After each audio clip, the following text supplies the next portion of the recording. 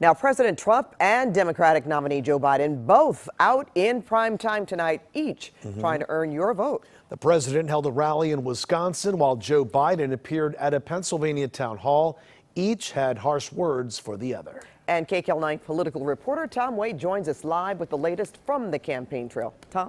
Hi there, Pat and Juan. Well, tonight Joe Biden took questions from voters. He slammed the president for inciting violence and failing to warn the country about the pandemic. Meanwhile, President Trump said a vote for Biden was a vote for the violent mobs and rioters. He knew it and did nothing. It's close to criminal. Vice President Joe Biden slamming President Trump tonight for playing down the dangers of the coronavirus. Biden made the comments during a socially distanced CNN town hall. This is all about one thing, the stock market.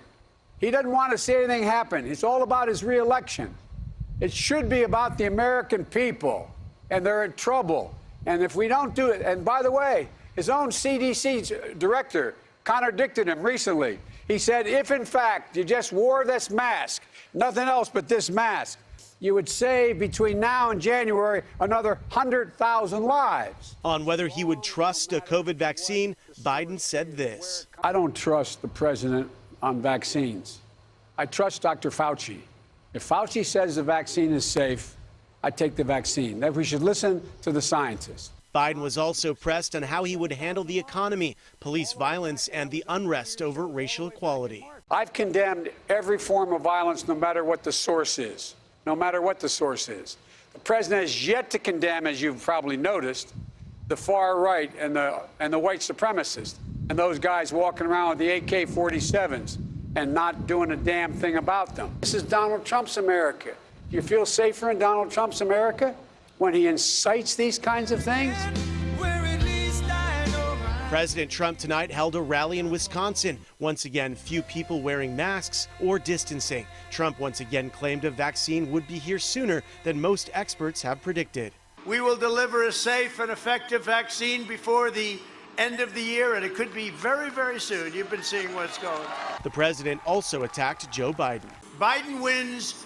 Very simple. China wins. If Biden wins, the mob wins. If Biden wins, the rioters, anarchists, arsonists, and flag burners, they win. Also developing tonight, a newly released video features a former top Homeland Security advisor to Vice President Mike Pence denouncing President Trump's pandemic response. Olivia Troy left the White House in July. Troy was on the coronavirus task force. Towards the middle of February, we knew it wasn't a matter of if COVID would become a big pandemic here in the United States. It was a matter of when. But the president didn't want to hear that because his biggest concern was that we were in an election year, and how is this going to affect what he considered to be his record of success? The truth is, he doesn't actually care about anyone else but himself. The White House denies the allegations, calling Troy a disgruntled employee.